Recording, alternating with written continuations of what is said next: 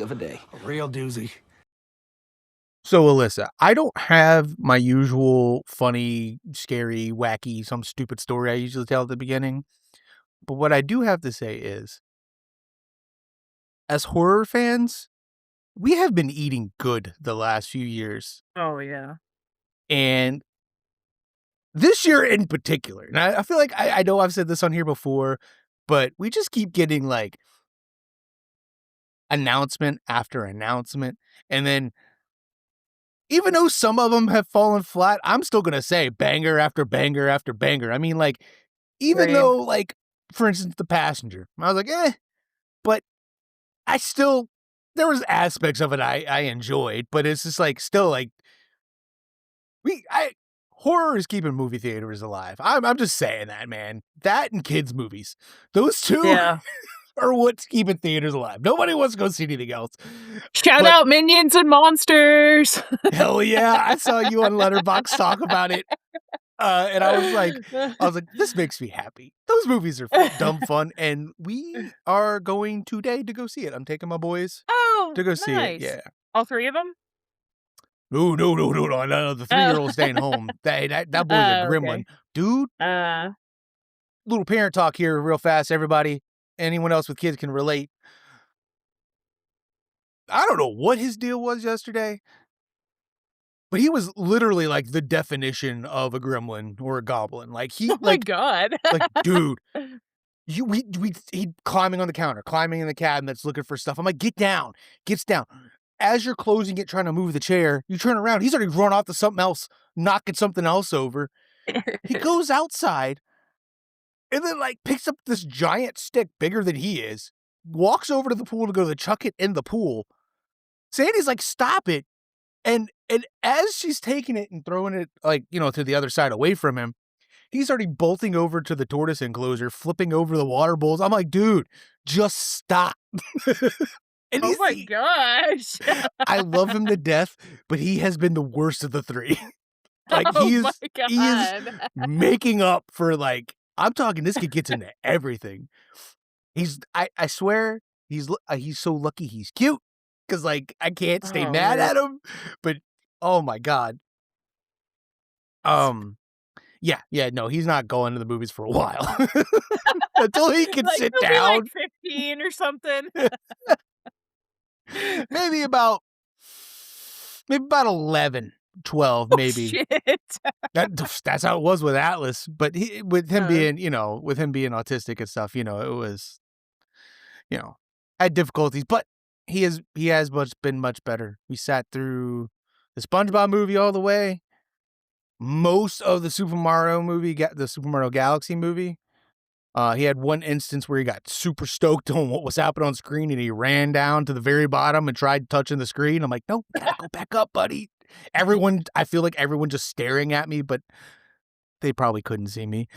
But then we're gonna try Minions today. But it's a Tuesday. It's cheap, middle of the day.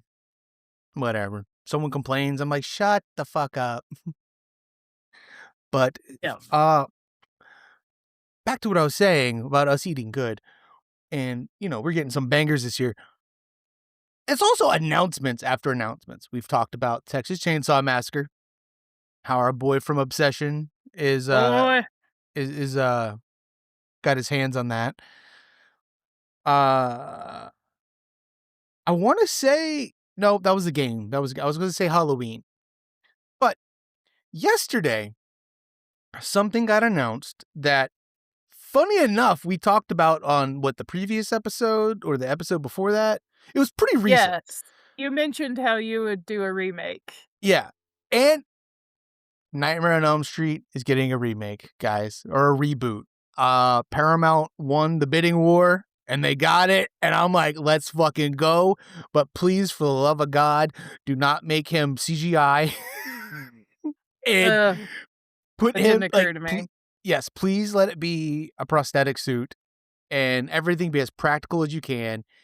And for the love of God, let somebody handle this thing who likes this genre, because I want it to be done good and done justice. And if anything, you could get somebody in the suit And then you could oh my god, a fake fan, Oh, Robert Englund. Yeah, yes. you get Robert Englund to do the voice because he said he's like, "Look, I'll come back and voice him. I just don't wanna be put in the suit. I'm too old for that shit." Although he has retired it. I will stay I will say the person I would love to see play him is the dude from Stranger Things, honestly. Like, the guy who played Which Vecna in the last season. Well, he the last season and the season before the last season, he was in both.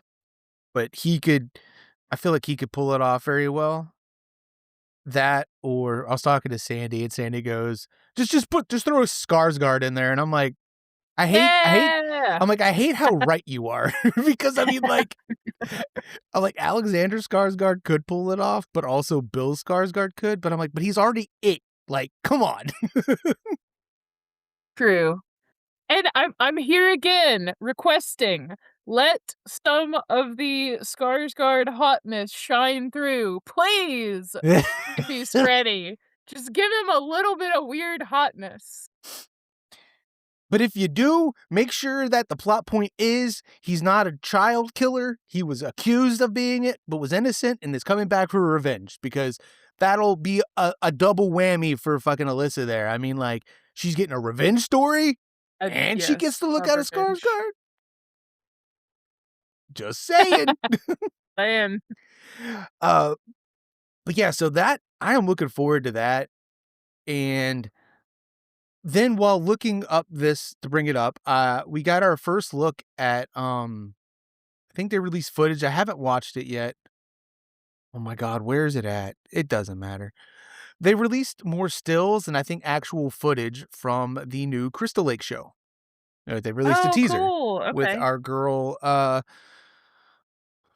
my god, I can't remember her name. Velma.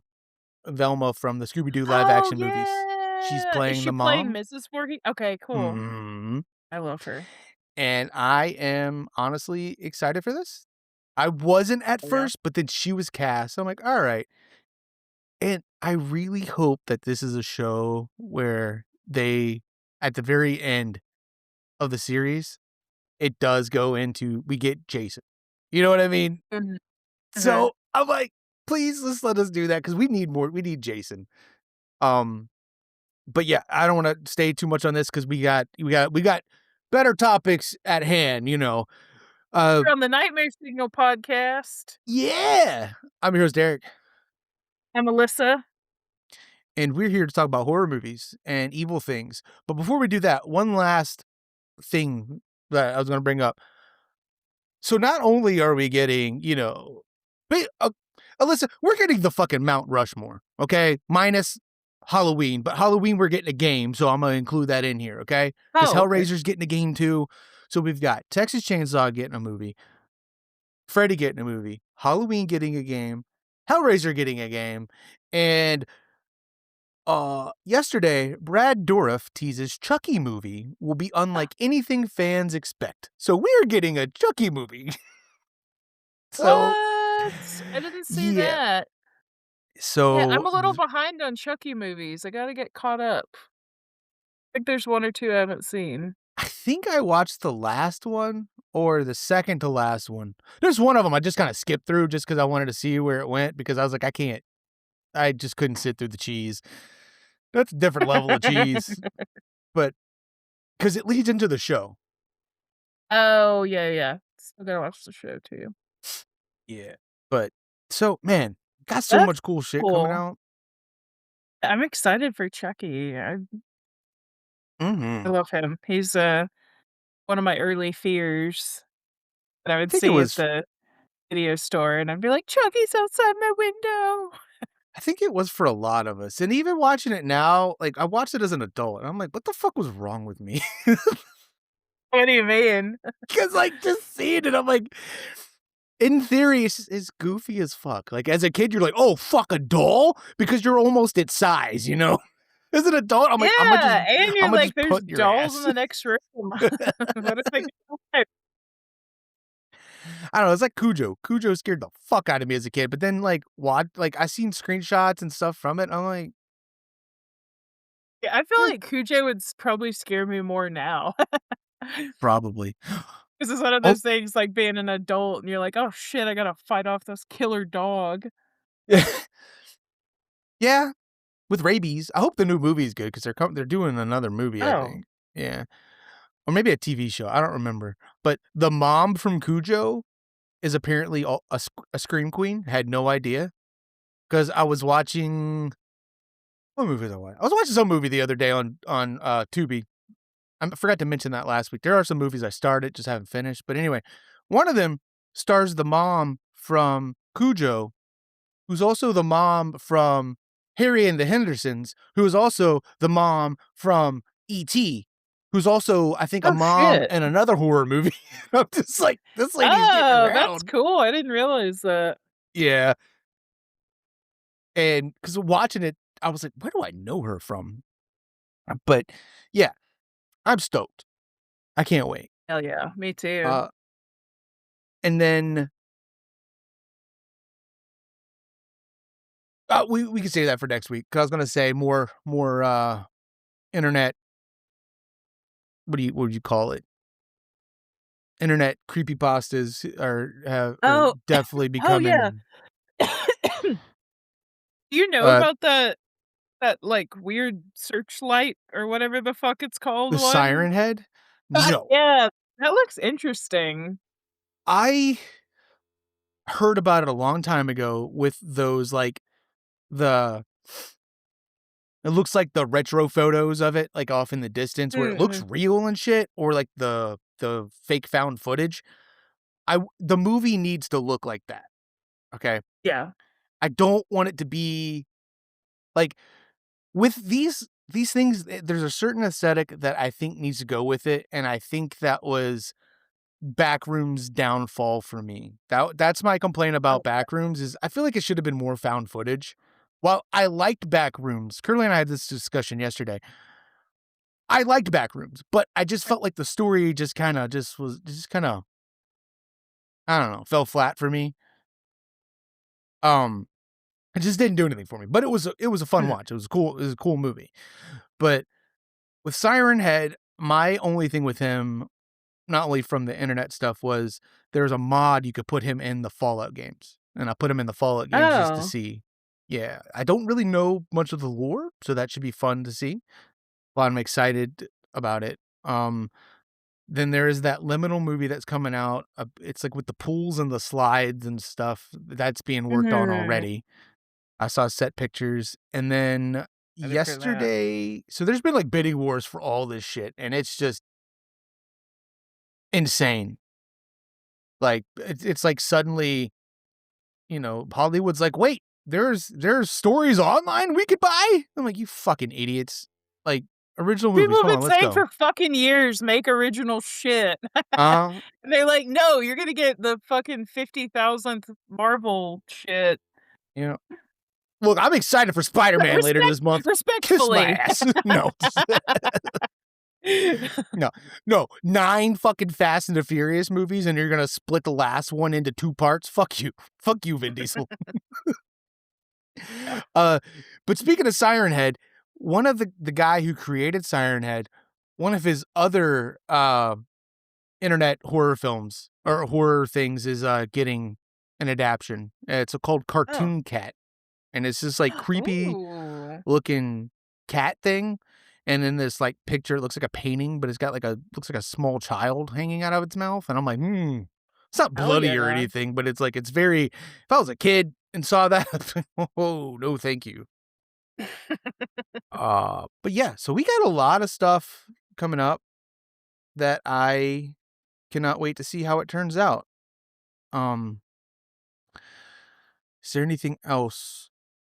Uh, before Evil Dead Burn, because 'cause we're gonna be talking about Evil Dead, by the way, but the first 3. Did you see the You have trailer for time to see. Werewolf? Yes. What did you I think? thought it loo I thought it looked pretty cool. I'm excited. I looked over at Curly and I was like, "Yo, that looked fucking sick." Yeah, I'm 'Cause gonna I'm gonna be honest, it looked a lot cooler than I thought it sounded. Like, the premise, I was like, "Okay, whatever." But then when I saw the trailer, I was like, "Okay, this looks." nope, I completely feel you. I am right there with you. That's exactly how I felt. I was like, "Oh, time period piece. But then when I saw the trailer, I was like, oh, this is doing something different. And now I see what the director meant by this is unlike anything you've ever seen. I hope it's cropped like that, and I hope the whole movie is grain like that because Yeah. the lighting, the way that it hits with the black and white, and then they transition to the color. I don't know. That it looks dope, and I'm It like, looks all right, cool, yeah. you got me, Mr. Nosferatu. Oh, I didn't realize it was him. Yeah, same director. Yeah, I still need to watch that. But anyway, I am going to hand this over to Alyssa because she's got some things to talk about. Captain hat on, parrot back on the shoulder. I'm putting my life vest on. Strap in. So we're gonna be talking about the Evil Dead franchise today, the first 3 movies. Um, so I saw on Wikipedia that, the Evil Dead franchise has earned $341 million worldwide, which I'm like, that sounds so fucking low. Cause hasn't Obsession made, like, $10 billion? Yeah, something like that. They're Yeah, hit. Well, I would I'm like, not be that's rookie surprised. numbers. Yeah, I would not be surprised, especially for the budget of.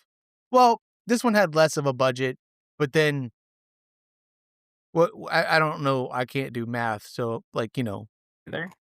the money stuff. I think the original Evil Dead was done for like a little over $3,000, but under four. I mean, 400,000, not $3,000. Jesus Christ.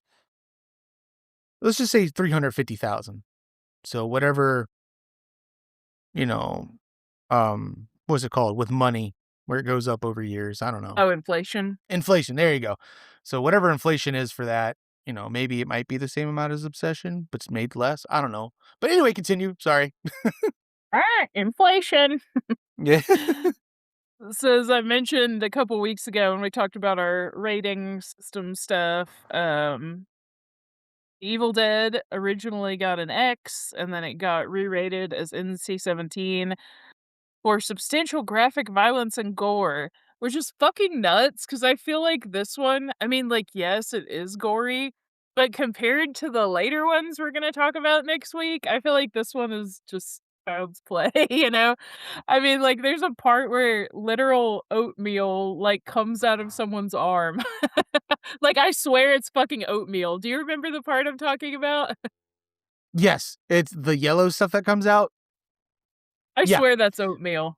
I saw it and I thought it was like grits or something. I was like, what is this? Or like mushed scrambled eggs. Yeah. So, I mean, Like, how the fuck did this get an NC-17? Even back then, I feel like it's kind of a stretch, but yeah, but it was what, 1981? yeah. So, real fast, I just did the calculations. I looked it up. Uh, the budget for then compared to now would be 1,314,000. So, Oh, shit, okay. still had a bigger budget than Obsession, and Mhm. but Crazy. also different times. We have better technology now rather than back then. I mean, like, yeah, we'll get to my thoughts on the practical effects in this. They're great, and I won't stand for anything else, neither will the parrot. I'll kick you off the Rat! raft, Derek! Rat! Fuck you, Derek! Rat! So on Rotten Tomatoes, which this movie has an 86% on Rotten Tomatoes. I know you'll disagree with that, but ah, don't say it if you do. Kidding. They say so scrappy that it feels an illicit as a book found in the woods. The Evil Dead is a stomach-churning achievement in bad taste that marks a startling debut for wonderkin Sam Raimi. He just shook his head. Man, dude, I don't know where I want to start, or if I want to start right now, or let you go on. I don't know.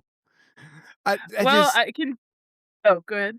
Oh no, I was just saying, like, I just I have thoughts, and again, some Well, might surprise you. So I mean, okay, just like, okay. yeah.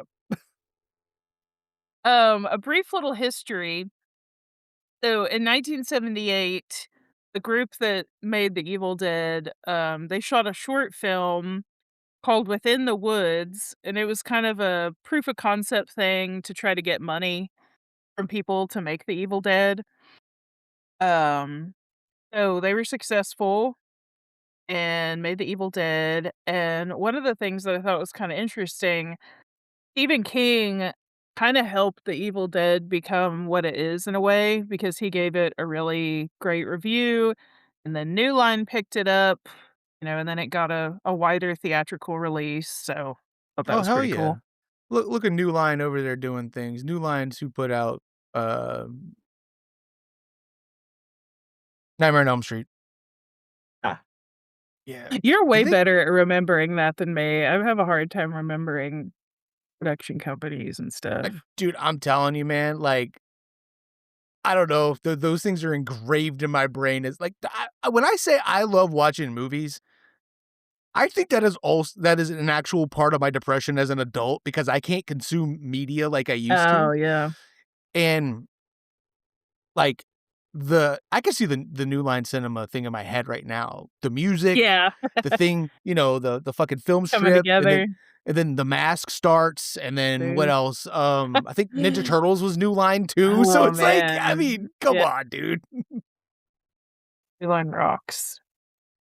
So I'm just gonna kinda do, like, a brief plot breakdown, and then, like, as different plot points come up, feel free to, put your hatred in here. Oh, real fast, I didn't comment on the X rating in NC-17. I'm right there with you. I don't understand.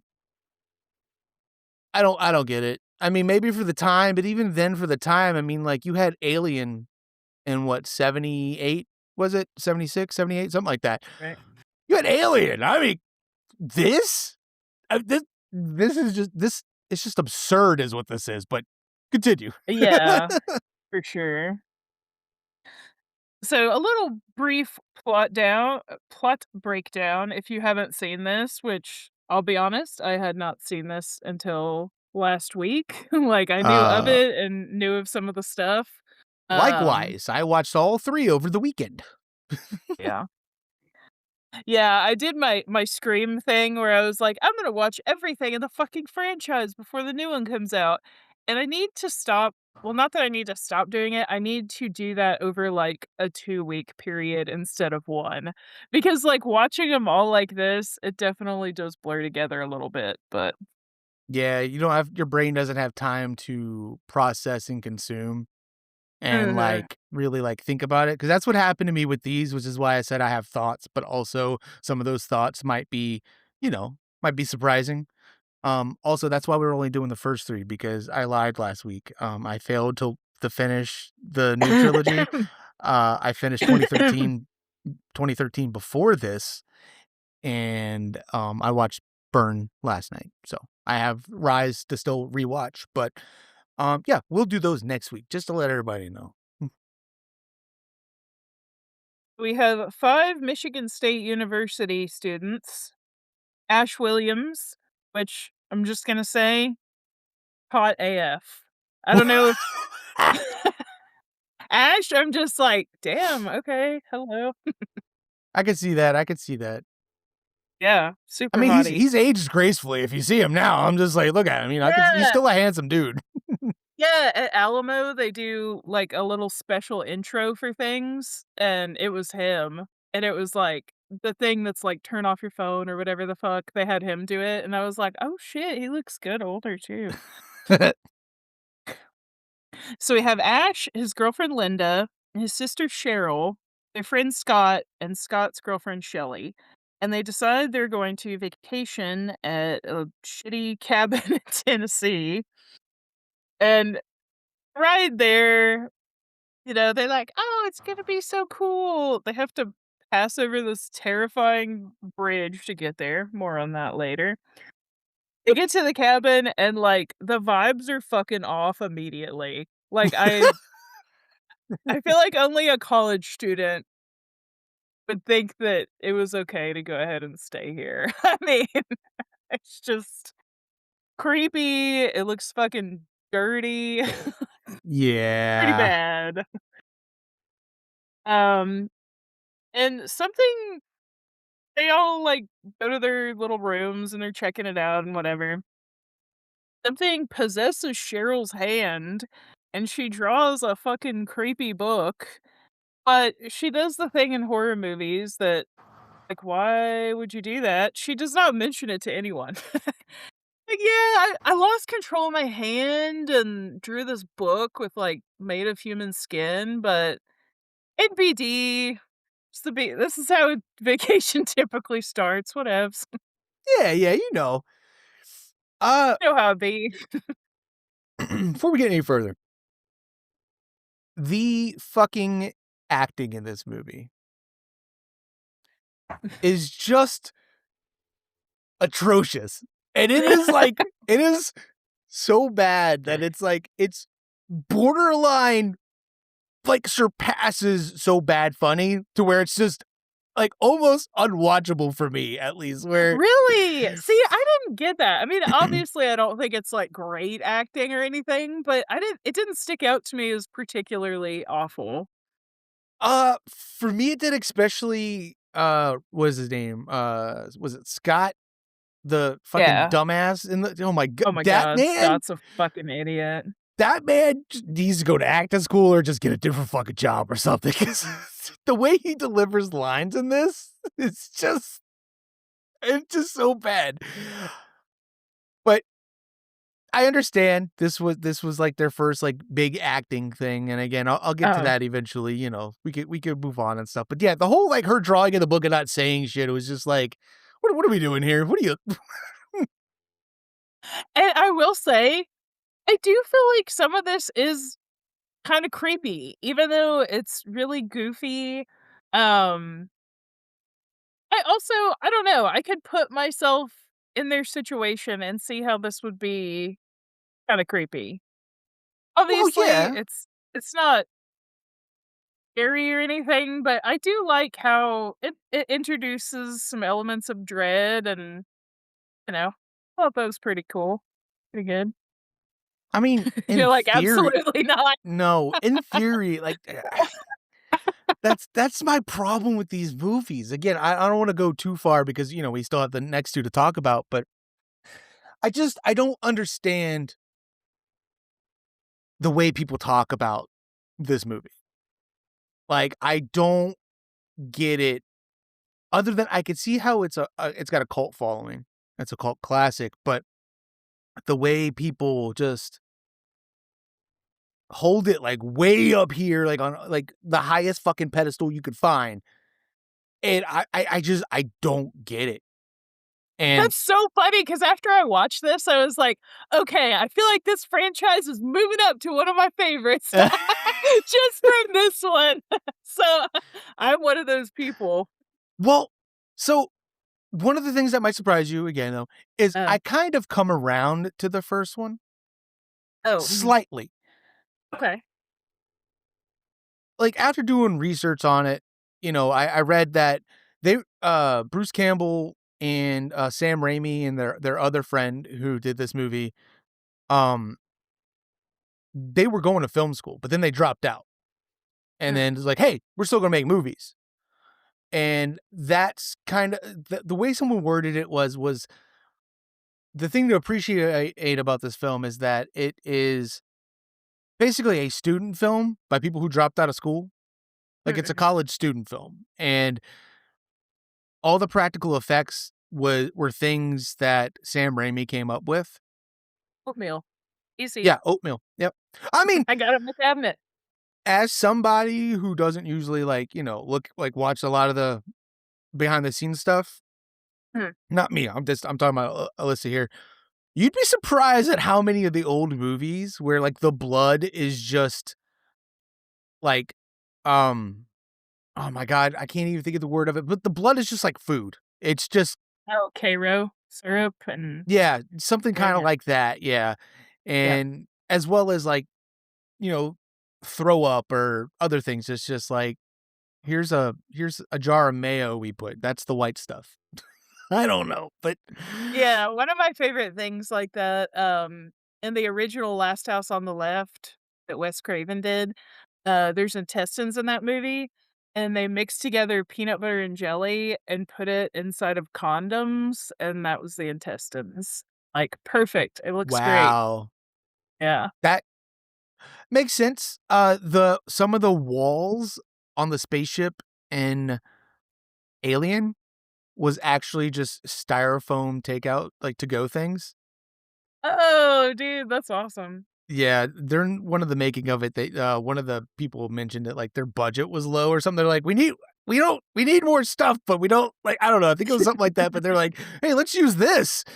Boom. And when they pointed it out, I was like, "Whoa, that is what that is," but, like, in the movie, you don't notice because 'cause you're not, looking Yeah. for that. Resourceful, resourceful. Um, but yeah, I started to come around on this movie to appreciate those kinda things about it, but I still do not understand how, like, I personally just feel like there's nothing good about this movie other than, like, it got, like, a laugh or 2 out of me, and, What? like, Ash's faces, I'll give or Ashley, I'm sorry.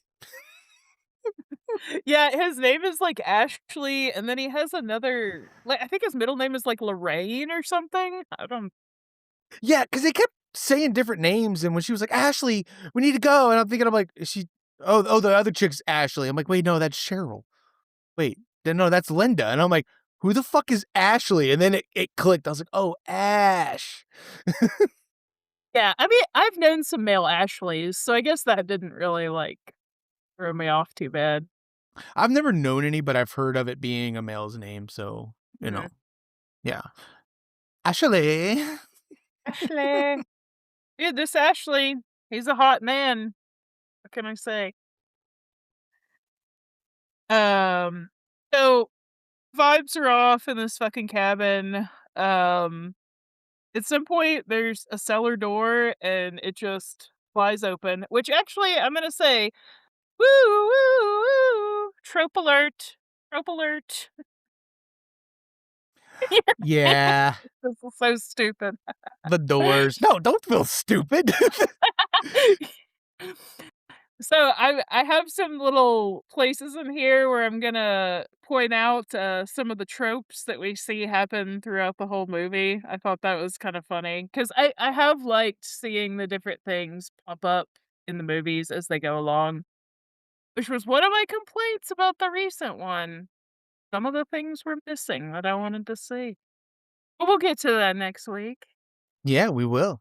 I have one of my favorite tropes from these movies is the flying camera. Yes, I have some facts about that in a little bit.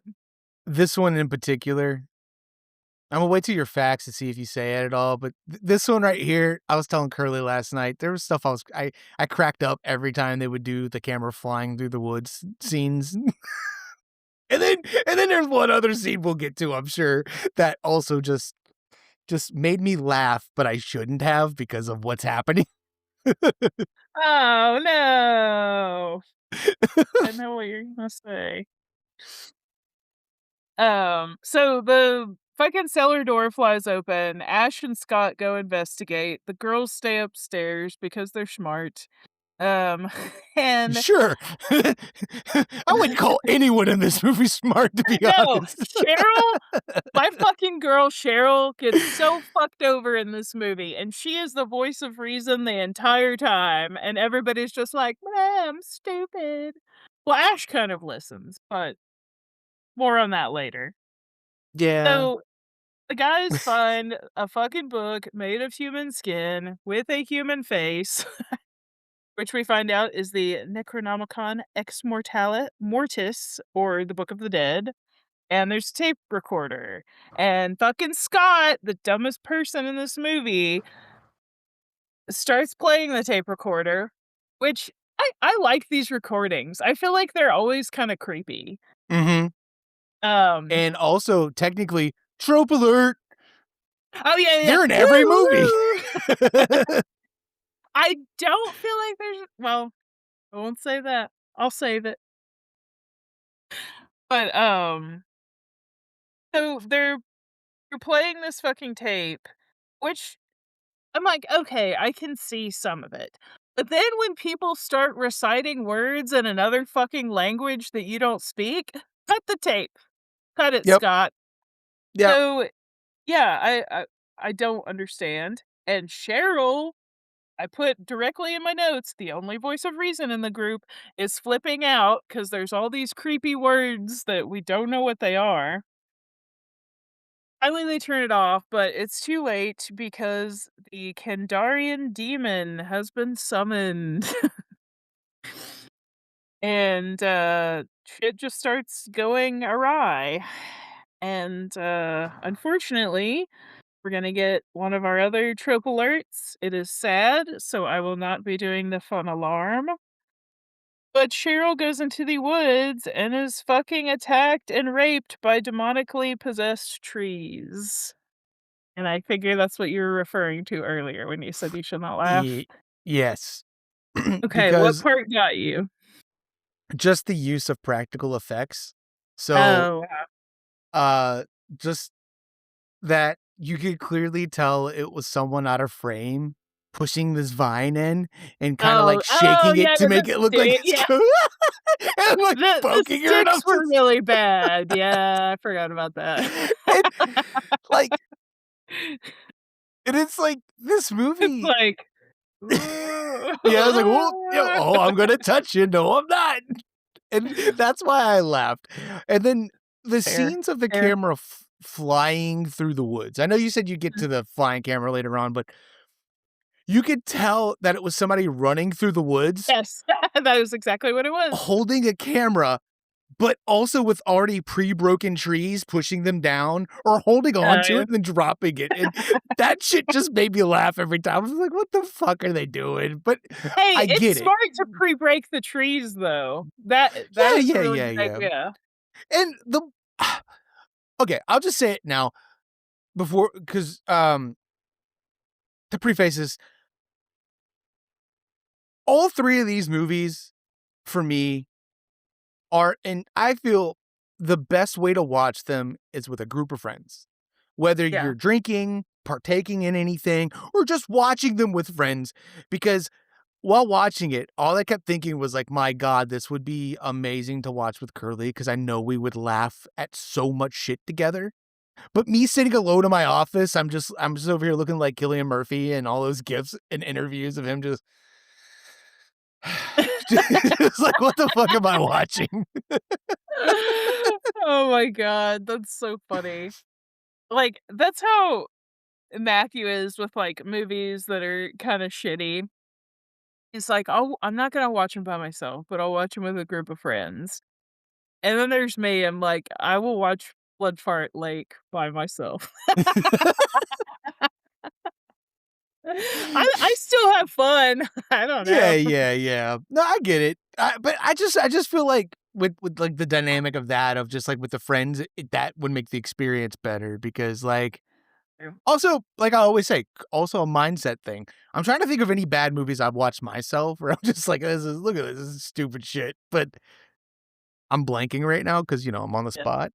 But I get it. I mean, no offense. I mean, like, I like that you Oh, like yeah. these because they get talked I about. don't like all of them. Let's not get carried away. There's one of Come them on now. You love I don't Jack like 'em. Frost.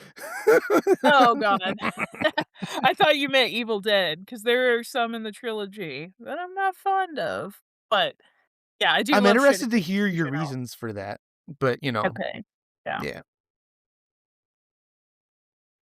So, Carol comes back after the fucking tree incident, and she gets to the cabin. Ash is also a voice of reason and was like, "You know what? We'll go to town. We'll get away from all this." But another trope alert. Woo, woo, woo. Bridge they got there on, gone. Nowhere to be found. Which is very funny, and I'm glad that they carried it into the other movies because it's so fucking stupid. It's Yeah. like, yeah, that the bridge doesn't exist anymore, whatevs. Very So, easy plot device. watching all of these movies there were parts of me, because this happened watching another older movie where I'm like, "Oh, this is where they got that from." The tropes we see nowadays, this is one of those movies where a lot of these tropes were inspired by. So it's like, Mhm. some of this, I'm watching it, and what's terrible is my brain starts to confuse some of, like, the newer ones with Cabin in the Oh. Woods Oh, okay, yep. because they're so similar. I'm like, "Oh, that's gonna happen." I'm like, "Wait, no, that was Cabin in the Woods. That doesn't happen in this." And, yeah, so I just think that's really cool that, Mhm. this is definitely one of those movies that inspired a lot of people. And again, like I said, coming around to it, it's like, I get it. I get it. Most I don't know why Nice. people act like this is like fucking, like how people treat the Godfather and Scarface. Two movies It that is! 2 movies I've never seen. I mean, come on, there are other horror movies out there that is like, "Okay, this this is," So, it's funny you mentioned Scarface because I was actually talking to Matthew about this the other day because we saw a trailer for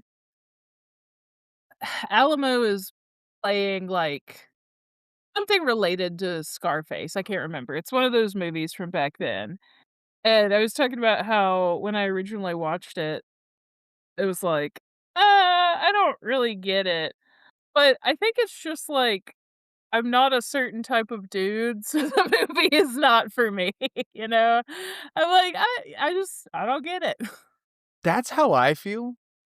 Yet, I haven't seen it. I've seen the trailers, but I wonder if it's one of those movies where if I do sit down and watch, I'm like, "Oh, this was good." Because there are movies like that that I've always wanted to go Yeah. back and watch, but it's like, as a kid, I didn't have much interest because I'm like, "I wanna watch, you know, people blowing up and, like, really cool action movies." Because 'Cause I'd Yeah. watch regular movies, like lawyer movies, about, Mhm. or I'm trying to think of, like, very, like, serious movies, but I enjoy stuff like that. It's just I don't know, sometimes they elude me, and I just when I choose to watch a movie, Imma watch, the thing that I know I will be really interested in. Mhm. Yeah, totally get that. Got limited time. Yup. Yeah, no bridge. They get back to the cabin, and at some point, everybody but Ash is a deadite, which I love. It's just chaotic. There's just Yes. fucking people popping up, and I love how the girls laugh. It's like a stereotypical witch laugh. Uh-huh. Yeah! Also, the I love makeup it. is just crazy in this, like, Oh my god, it's so crazy. when again, it's that whole feeling when I initially see it, I'm just like, "Oh my god, this is so, like, corny," but then I'm like my brain is like, "The budget, the time," and they just look like they're having a fucking ball making this Oh movie, my like, I god, I know can't they had imagine. fun, and the fact that the actress is committed that much to act insane. Yeah. Oh, yeah.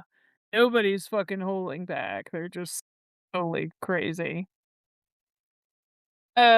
But yeah, I don't remember exactly how a Sumerian dagger comes up. I feel like some of the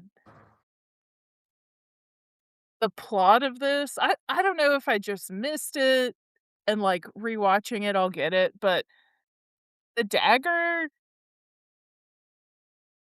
like, is it it's not supposed to kill them, right? Or if you like cut their head off with it? I don't know Yeah, exactly. I that don't dagger is remember. supposed to stop them. Okay, but it doesn't stop Cheryl completely. She ends up popping back up. True. I'm not really sure. So, To me, I'm like, it looks like the white dragon Zord sword from Power Rangers. Just saying. I'll send you a picture of that and you'll see. nice. Yeah, basically cutting back to the end or, like, going to the end because it just turns into very strange ways that he kills these deadites, and everything is very oopy goopy. That was my review on Letterboxd, oopy goofy, I saw that. and I just love it. It's so gross. I love how gross it is.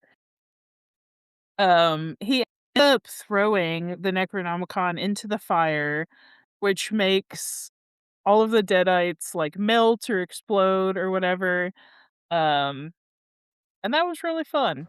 And then you get kind of an ambiguous ending where, you get the shaky cam running up to Ash and he screams. So you're like, Like a "How little did it?" bitch. Nah. Don't So, don't call my boo that. hey, this isn't a ghoulish boo situation, by the way. Oh, this is like a conventionally attractive boo Yeah. situation, which I is I a get typical. it. Which is it typical? I'm kind of that way too, to an extent, because, like, I remember being in school, there's, like, you have, like, the hot girls, but, like, I remember Mhm, being like, I don't know, what do y'all see in what do y'all see in them? This is I don't get it. mhm. I don't know. But then again, also, it's, like, personality based for me, I guess, too, so, Yeah, for sure. I don't know, who knows? But, sorry, I'm looking up the Dragon Sword thing right now. In these in watching this first one, my knowledge of Ash is Army of Darkness and later of, like, his Oh, personality. So, watching this one, I was like, "Wow," like, he's so different, and he's talking in such, like a lower octave too, like, it just doesn't it's like, "Wow, this seems like Ash," but, like, this is definitely, like, a much younger, like, version of him, which I'm not used to seeing just because I grew up, hmm. you know, uh, yeah, so that was a movie. So earlier you were like, "It seems like they had so much fun making this." So they did say that they found bits of fun making it, but apparently people were getting, like, fucked up making this and super injured and, like, I guess they didn't have heat and it was the winter, so, like, people were getting colds. They weren't getting to, like, shower for multiple days, and, Mhm. Sam Raimi was quoted saying that he enjoyed torturing his actors. Raimi believed that to capture pain and anger in his actors, he had to abuse them a little at times, saying, if everyone was in extreme pain and misery, that would translate to terror. And producer Robert Tappert agreed with Raimi, commenting that he enjoyed when an actor bleeds. I'm like, "That's fucking weird." Like, I don't like that. I'm like, "Okay, shitty Stanley Kubrick." Wait, who said this? Sam Sam Raimi. Raimi's he says he enjoys seeing This them is bleed? Hmm. or the, producer. But Oh, yeah, okay, Sam the Raimi producer.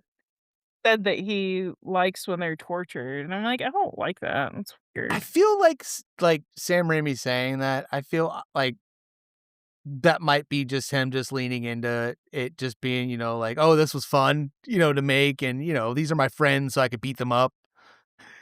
That's what I take from that, just given that, Sam Raimi's just, like, a very popular, famous, director, and people like his work. Um, Little fun fact about Sam Raimi because, uh, this actually doesn't happen in any of these movies. He does the same thing that Happy Homeboy from Happy Days, Um, Ice Cream Man, Ron Howard. yeah, Ron Howard. He does the same thing that Ron Howard does, where his brother is in almost all his Oh, movies yeah, yeah, now. yeah. Yeah, so if you watch Spider-Man, his brother works in the newspaper office where, Mhm. where Pete Parker delivers the photos and stuff, and when you watch Spider-Man 2, that is the most Sam Raimi shit ever when Doc Ock's, like, tentacles start coming alive and when they think he's dead. Like, rewatching that now is like, "This is fucking scary because it's very, like, the way the camera's, like that is very Evil Dead, and, like, at least, look up the scene on YouTube or something, and you'll see what I'm talking about, but, uh, I don't know. I don't take that as in him being a bad person or director. I feel like that's kind of like a joking thing, just because they're all friends. Oh, Bruce Campbell is also in almost all of his films Mm. because he's in Spider-Man. He's in I think he's in one of the other Marvel movies too. He's in a lot of stuff as like a background character or a side character, little cameo. But continue, I'm So, I sorry. guess I've seen this original trilogy by Sam Raimi, and then I saw Send Help, but I think that's kind of, maybe the only movies of his I've seen, and I'm gonna say I'm not super impressed. Um, yeah, we can get into the other ones if you don't have any final thoughts on, The Evil Dead, 1981, but I'm a Imma look through my notes real fast. Because a lot of it's what you had already said. By the way, I sent you the photos of the Kandarian dagger, which is so cool because I love it when I know I'm really starting to get into a franchise and the lore is when I can remember the names of shit. So I'm like, I was typing it in and I'm like, what's the sword? I'm like, oh, the Kandarian dagger. And I'm like, why would I know that? Um, let's see. Yeah, the cast was miserable, blah, blah, blah. Bruce Campbell got beat up for real. Uh, Yeah, the crew members ran through the woods carrying heavy camera rigs. Did you say that? I think we just talked about, like, the shaky cam, yeah. Okay. Campbell was accidentally hit, dragged, and bruised throughout filming. He's joked that he was the movie's main stuntman and punching bag. They used gallons of homemade fake blood. Some recipes included Caro syrup, food coloring, and coffee grounds to achieve the right texture and color. Although I will say the Mm. movie in this movie looked fake as fuck. The And blood? yes, the that's my other kinda complaint about this is I understand the budget was small, but there are so many other movies that came out around this time that had different budgets that looked better. But Oh, again, wow. this was their first venture out doing this. I get it, I guess. I'm not knocking it, they had fun. Like I said, I came around to being able to appreciate it, but I can't say I love it. I cannot Fair, fair. I cannot say I love it, but I do appreciate it. So, I will say this is my favorite movie in the entire Evil Dead franchise. This one's number 1 for me. Really? Yes. Yes, I we'll get into the other 3 next week, which I would almost say that the remake is number 2 for me. But there's just something about this one that I really like. I think it would be really fun to make a movie with your friends like that. Like I said, I feel like this has creepiness to it, and I can kind of put myself in their shoes and be like, "Oh yeah, this would be a scary situation." Um, and even though it's cheesy, I feel like it's not overly cheesy. I feel like it kind of stays with the creepiness of it, which is my complaint about 2 that I'll get to here in a little bit, but I feel like 2 just is, like, a little bit too Three Stooges? it's a little too goofy, and it's kinda like okay, I know what I'm trying to say. I feel like 1 is sincere, and 2 kinda goes into a territory of like, "Oh, yeah, we made this movie that was, like, kinda dumb, like, so we're gonna kinda, like, make fun of ourselves, like, wink at the camera." I don't really like that. I You liked felt like that they leaned 1 into it? yeah, but not in a way that I really liked that much. Yeah, yeah, that's what I mean, though. Yeah, yeah, yeah. So, 1, The Evil Dead is my number 1. Interesting. Imma save my list for next week when we talk about the other 3 because I feel like if I give my list away of these 3 now, you'll be able to put the other ones together. Uh, Yeah. but, yeah, this one would probably be nowhere near the top, that's all I'm gonna say. Oh, okay. Uh, I mean no, continue, sorry. oh, what would it be at the bottom? Maybe. Oh, Maybe. okay, okay. I'm gonna reveal my top and bottom through this first 3, Okay, and I'll leave okay. everything else Alright. next time. What? I just I hate that every episode I do this. Like, I am such a fucking Like, child "Oh, sometimes in my bottom." head.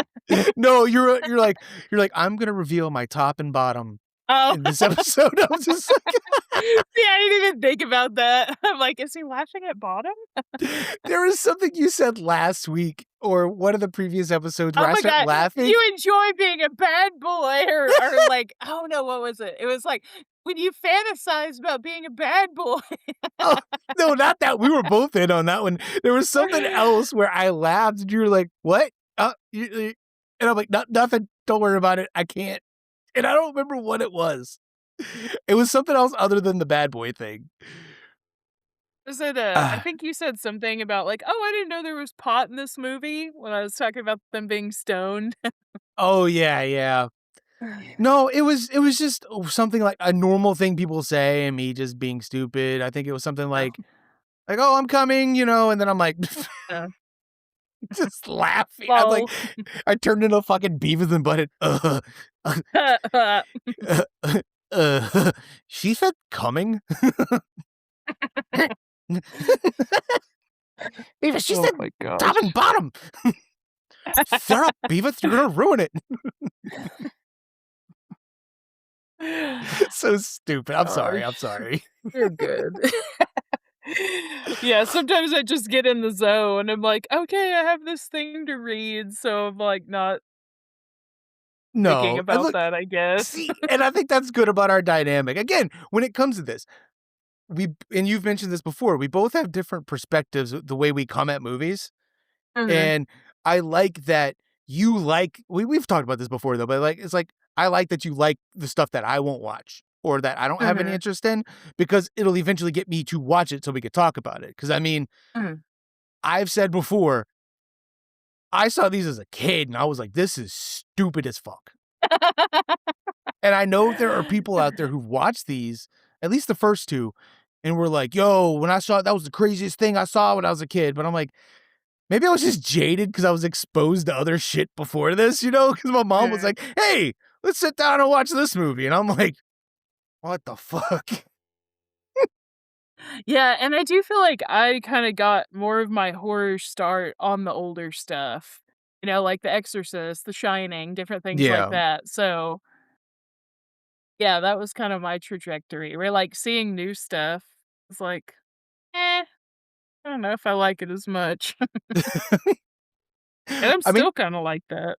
everyone's got their taste. Look, I'm right there. Yeah. I look for a certain, like, aesthetic and a certain kind of, like, tone and thing that I feel like it's like a lot of movies are like, they're right there, but they just Mhm. don't do it for me. I'm just like, "Come on, this could have been good. You should have just took the next street. Just went down a little further." One straight over. Uh, but yeah, that's all I have for this one. The next 2, I have some input if you don't mention it. So Okay, the next 2, I just kinda got some rough plot stuff, yeah, so probably don't have what you have. So the next 2, I know you had mentioned last week that, Evil Dead 2, which also is known as The Evil Dead 2: Dead by Dawn, it came out in 1987. You had mentioned it was kind of like a remake of the first one, which I can definitely see,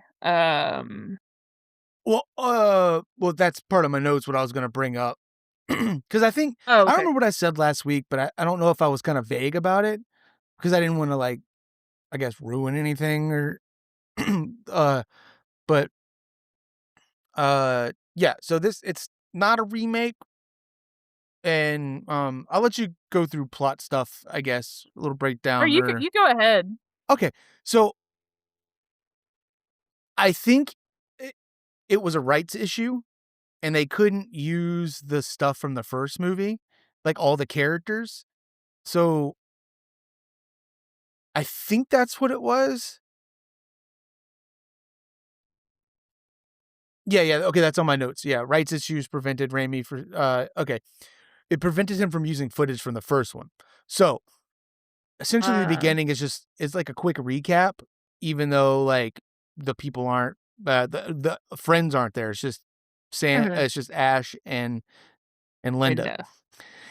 And Bruce Campbell's come out and said that technically this is a sequel. You can cut off Mhm. that first 10 minutes of the movie, and right as the camera hits Ash, that's when the sequel actually starts, and you could take the end of the first movie where the Mm. camera is going at Ash and he's screaming, slice part 2 right Uh, there, and that's the sequel. Even though the sequel doesn't mm, reference that makes sense. the other people who died in the cabin, Mhm. that's where it picks up. And Gotcha. rights issues seems to be a common thing with these movies going Mm. forward from here because once we get to Army of Darkness, I also have stuff about that. But Oh, yeah, perfect. so so technically this does take place the next day, and Okay. it is canon. And with the lore of these movies, if you look up anything about it, fans are just like, how just ignore it. Just ignore any of your questions because we'll be here all day trying to explain this. So Oh, there's a lot of retconning going on in this series, it is but it's like retcon. retcon meaning like changing things that were once believed to be canon, and it's like, okay, well, we're Oh, gonna go and take that back. That's not canon anymore. okay. Yeah. So like this one sets up, oh, it was just Ash and Linda when it's like, no, people thought it was Mm, like retconning the first story. It's like, no, no, no, no. We could just ignore that, and just throw this in. We just put that in there. that is You get what I'm saying? And then Army of Darkness, the same thing. And then when people watched Ash versus Evil Dead, they were like, why is an Army of Darkness being mentioned in this? How did what because it sucks. what about his hand? And it's like, oh well, they didn't have rights. They didn't have the rights to acknowledge that movie at all. And then they found out in the second season, they found out what they could and couldn't reference. So then in the last 2 seasons, they referenced Army of Darkness because they figured out what they could and couldn't talk about. I see. Could you imagine that making 3 movies and you get fucked over 3 times you can't talk about your own property? God. That is wild.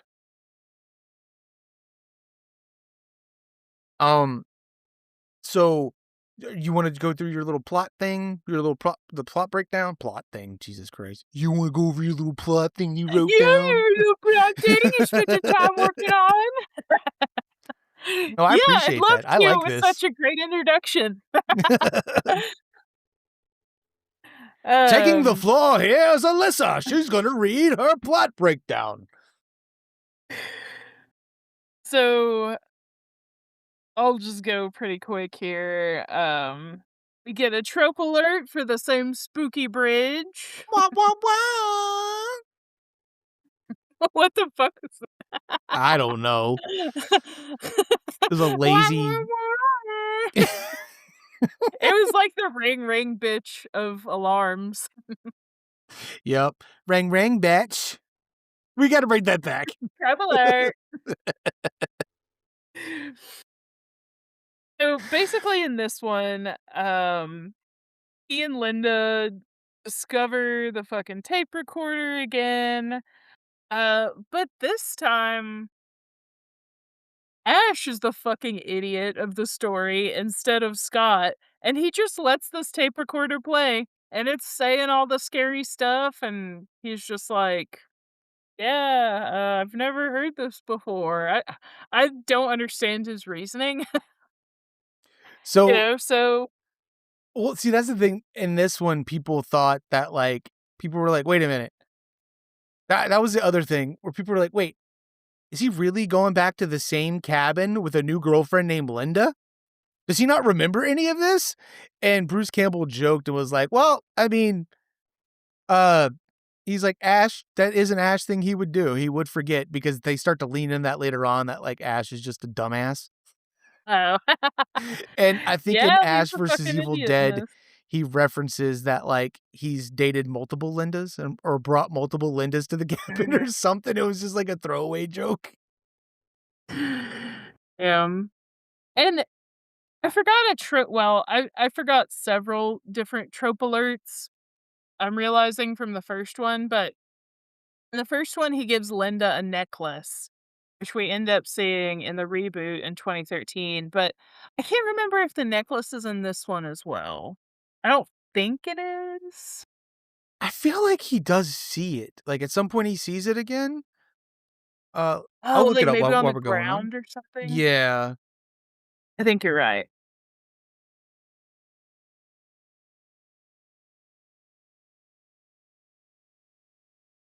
Uh,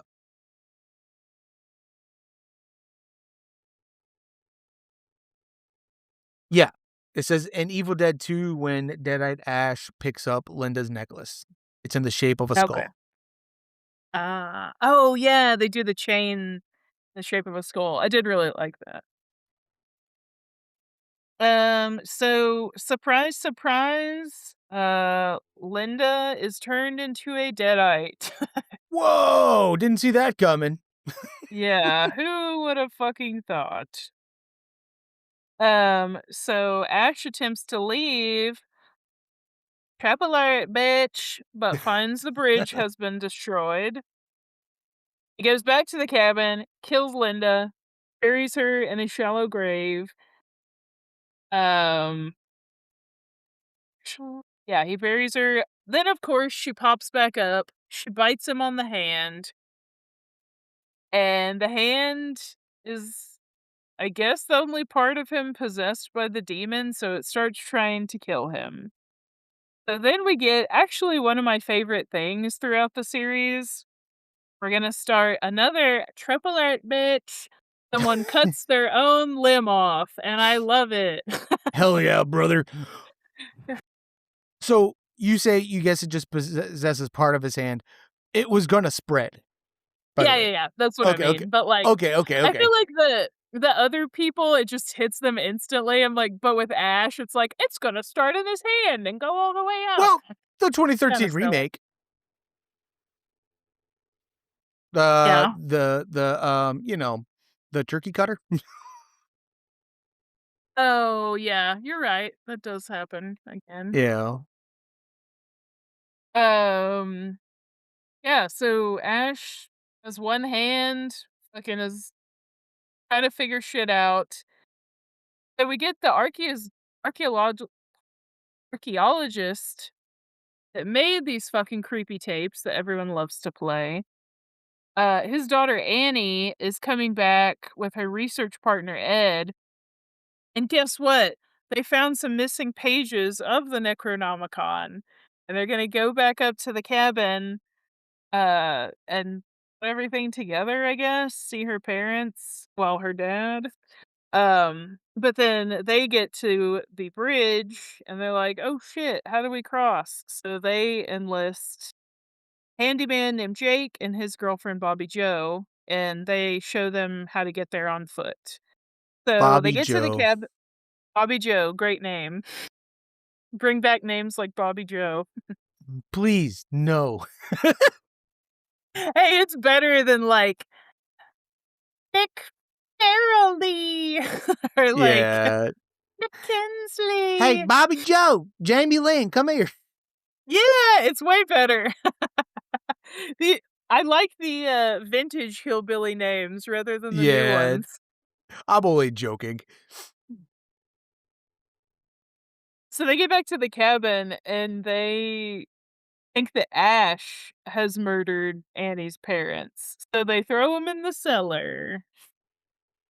Um, so I don't know, I guess everybody ends up down in the cellar at some point and they start playing the tape recorder again, and there is where they find out that Annie's mom actually got possessed by Kandarian demon, and her dad had to kill her, and she was buried in the cellar.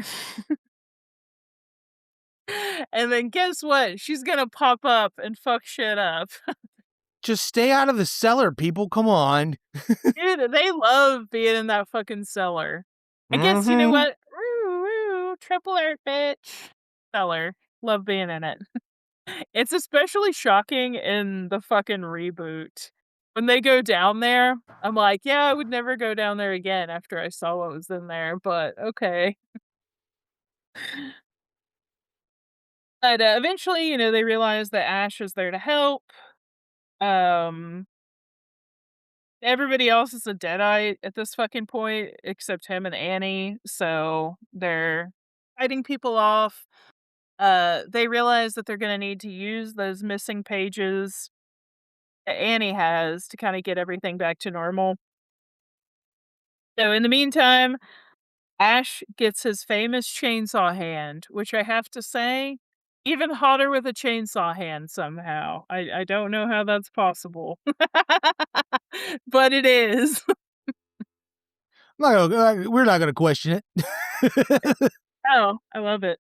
And it made me think of, like, have you ever seen those memes? And it's like, guys will say something like, "Hear me out," and it's Margot Robbie. You know how people Yeah, do, like, the "hear me out," and it's, like, yeah. unconventionally attractive people? And it made me think of that because it's like, girls will say, "Hear me out," and it's like fucking, Pyramid Head from Silent Oh, Hill or something. yeah. I feel like this is my version of that. Like, "Hear me out, Ash with the chainsaw hand, caught." I was gonna make this joke. I was debating on making this joke, but it kinda ties into this. I'd be like, "Look, man, some of these deadite women, man, I Oh, hear me out." yeah.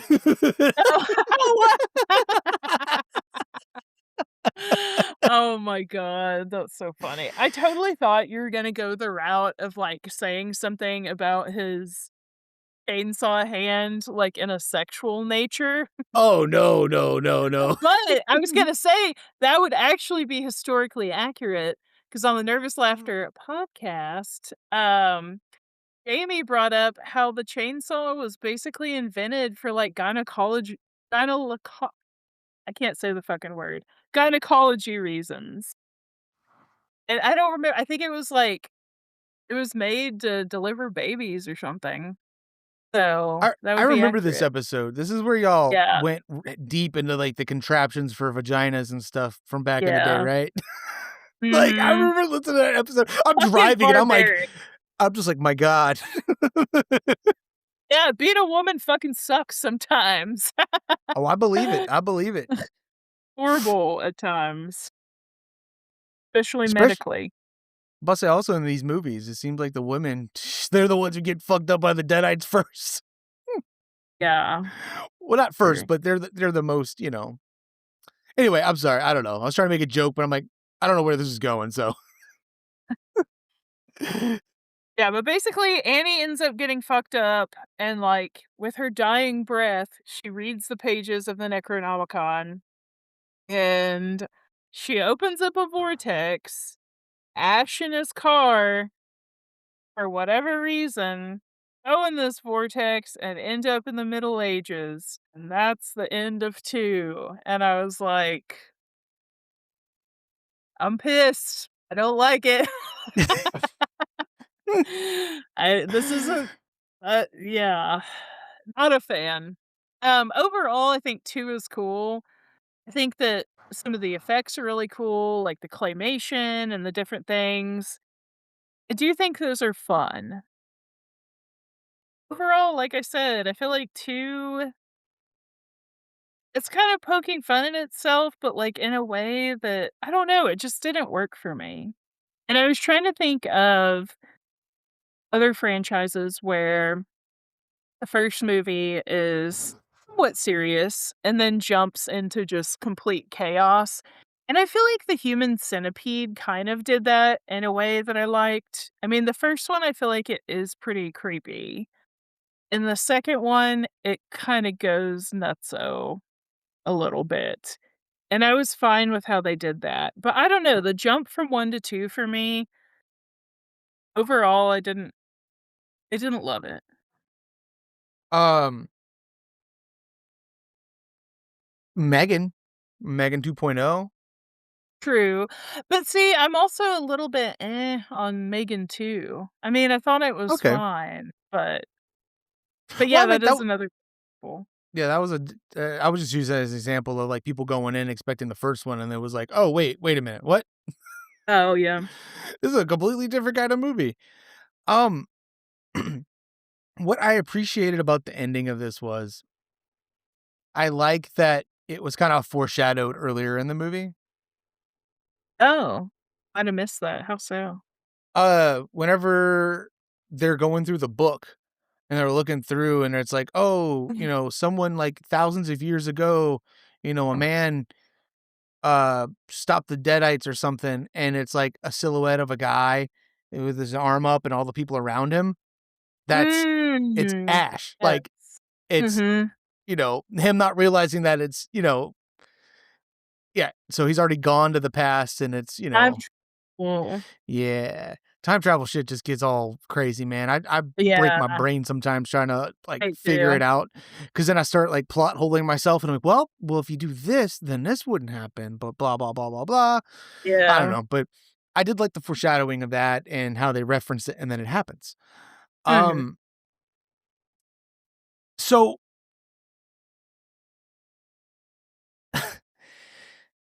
this movie, I put this one over the first one because this one Okay. actually entertained me more and it also got a lot more laughs out of me, especially the one scene where the house comes to life, like a fucking, like, horror Pee-wee's Playhouse Oh, house yeah. kind of shit. Dude, That was cool. him losing his mind and laughing hysterically, like, while dancing with these things was so fucking funny. And I okay, this is the movie where I'm like, "Alright, I can now explain myself better with these movies when it comes to, like, how I feel." I appreciate Ash as a character, and, like, I understand, like, what they were going for, and I like the idea of Ash as a character and the kind of slapstick that they were going for this. But one of the only notes I wrote down on my other thing while watching these was after finishing the 3 was I understand what they were going for with these movies and with the humor, but it never quite got there to where you're like, "Oh my god, this is good." It was like just almost it's like that friend who's constantly cracking jokes until something lands and but nothing ever lands, but maybe, like, one thing, and you're just like, "Alright, man, give it a rest." And that's how I felt about this. Like, the practical effects, the monsters, especially in this one when the blonde-haired guy, pops up off the couch, like, the designs are fucking awesome. I can see how they'd be terrifying. I love it. I'm with you. Claymation was another thing I was gonna bring up. The stop motion stuff, awesome. My other complaint is or my complaint too when it comes to this though I'm sorry, I'm over myself, I'm not making any sense, whatever. Everyone kiss my ass. Uh, this one had a higher budget, and you could tell, but there were scenes where you could just see the fucking the wire holding the guy up while Oh. he's floating Yeah. multiple times, and then there's one where the chick, I think it's the mom, she's up, like fucking Mission Impossible style, floating in the air. You can see the metal thing hooked to her back with the string coming off of it. I'm just like, "What are y'all doing?" But again, I was like, "You know what? I This is another movie, I just don't think they cared that much, and they're just like, we're just gonna roll with it," you know? Um, I did I like horror comedy when it's done right, Oh. and I'm a big fan of Three Stooges, and like I had Mm. said, I feel like this went heavily into Three Stooges territory, but it just didn't it just wasn't there, and I think it's because Ash didn't have anyone else to play off of, because a lot of it was when he's Mm, by himself, mhm. and I don't know, just some of it I like the camera angles that he does, like, when Ash is, like, looking crazy and, like, looks up into the camera scared. I like that stuff, but this one still I put this one over 1 for sure, Okay. but that's the only I 2 that I'm saying, and you'll okay. just everyone will have to wait till next week for the rest of my list.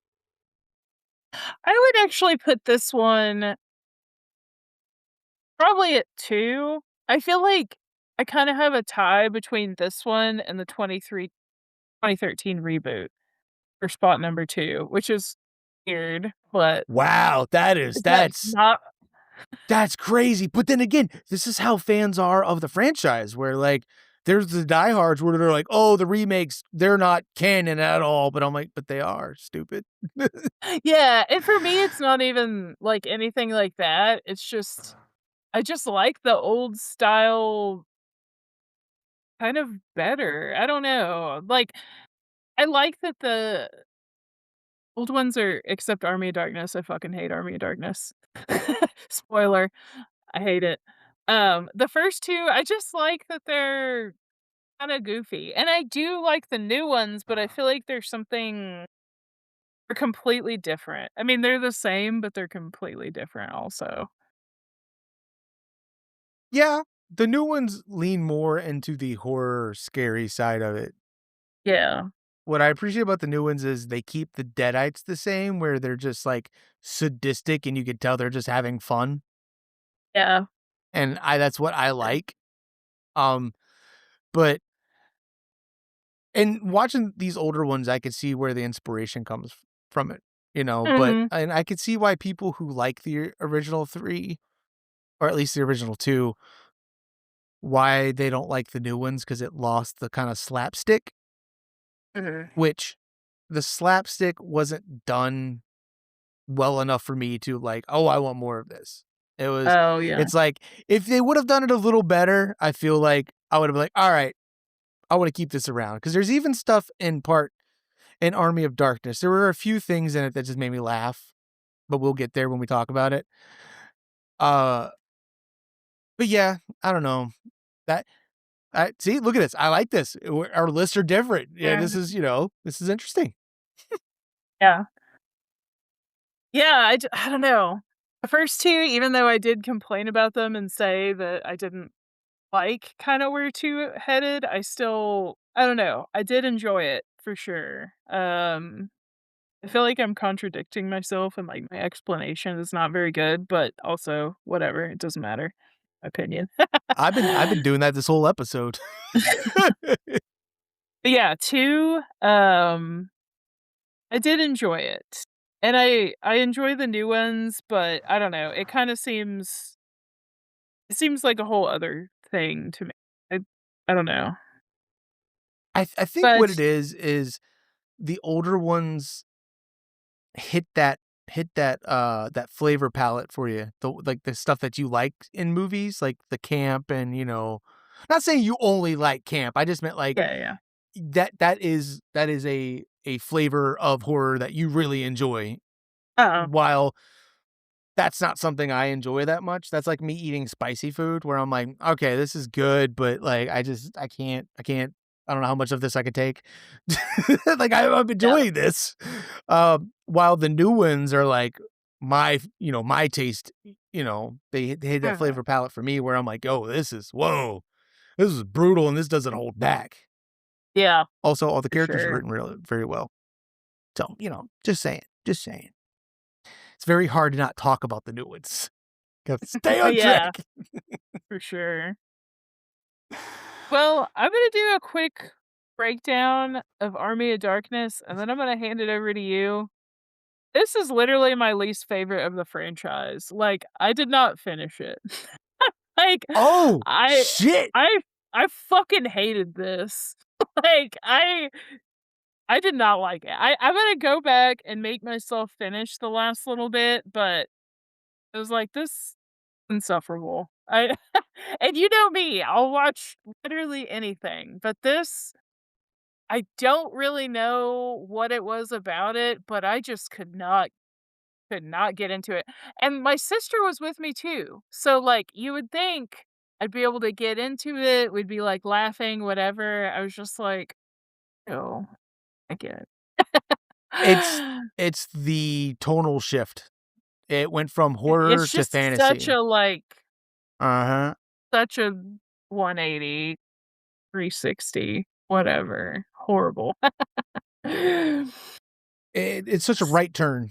It's just or a left turn, Yeah, just like, "Wait, where are we going?" Took the wrong it did exit. not work for me. Not work at all. I'll just do a super quick little thing of what happens if you haven't seen it, and then I'll let D-Rock take it from here because maybe it's not for me. So it starts out where 2 ends. We find out that the medieval people think that Ash is a spy for Duke Henry, who, like, Lord Arthur, who I guess is, like, the main guy in power, they're at war. So Ash and Duke Henry are captured. They get thrown into a pit. Ash kills a deadite, and then I guess they're like, "Oh, he's a fucking hero," or whatever. So he demands that he and Henry are set free, and they are. They kill another deadite, and everybody's like, "Oh, Ash is a fucking hero." And then he finds his love interest, Sheila, which is one of Arthur's knights that died. It's his sister.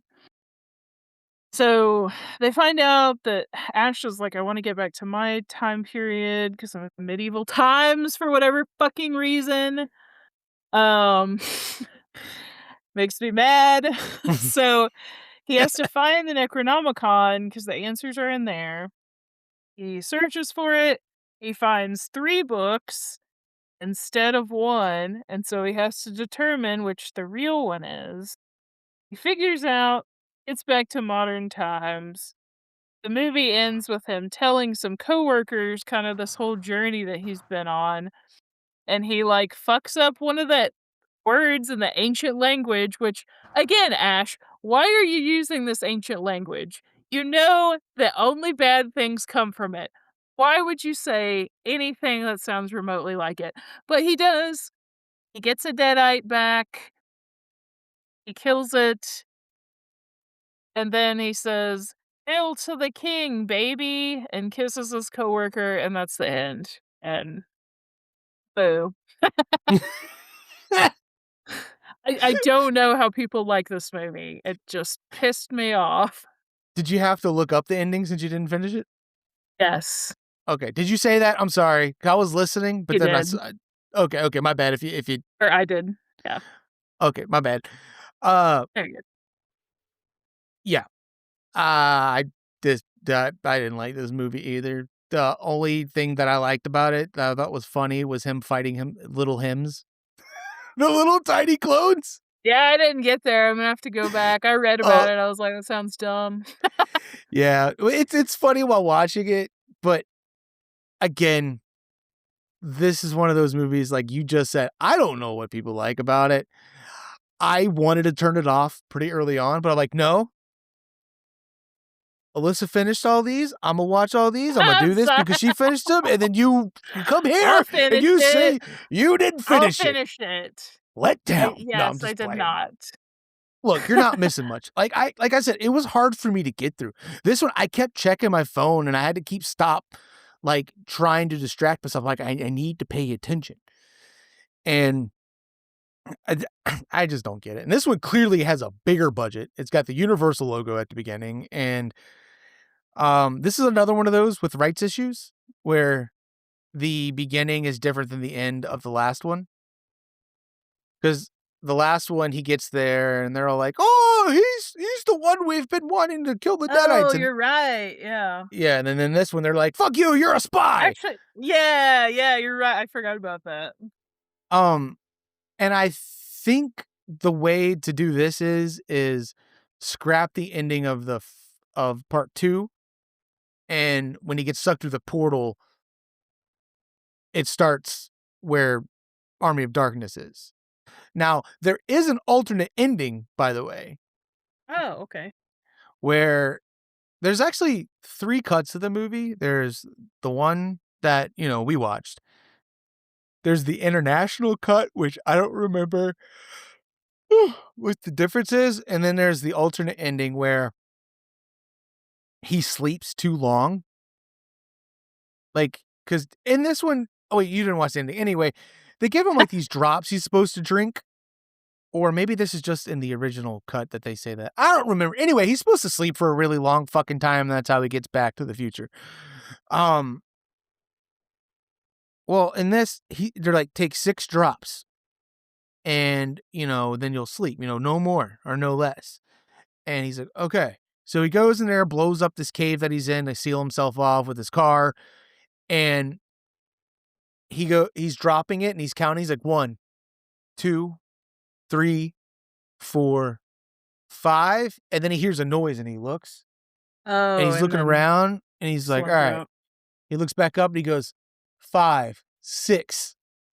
So he takes 7, and then he goes to sleep, and then he wakes up all hairy with the worst fucking fake beard ever, and leaves out of the thing, and he's just like, what's the joke?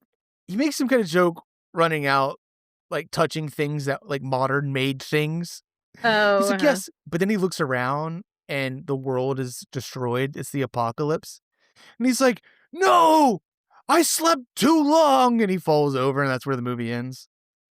And people are just like, "That's typical Ash," but then in the comics or in Ash versus Evil Dead, time travel kinda ties into this, so it's like that happened as well as the original ending. I don't know, there's, like, complicated shit, it's just, like, the timelines are all weird, they don't make any sense. But yeah, I agree. I didn't like this one. So, The medieval quick time shit, question.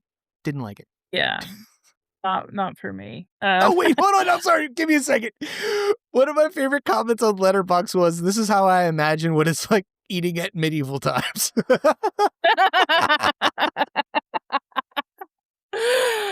God, this is gonna make me rethink wanting to go to a medieval times thing. God, ugh. Um, so, this is my first time watching through these movies. I didn't have any prior knowledge.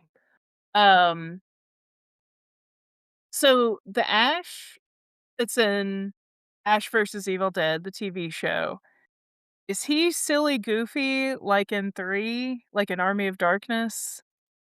Or I is think he that's more like normal I th person? I think that's the kinda shtick with him is, like, I I don't know. I think it's might be a little more toned down, but it's still there. I haven't Okay. watched it.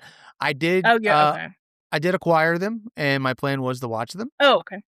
just so I could, talk about them on here, at some point because 'cause I'm interested. Yeah, I'd like to watch it too, yeah.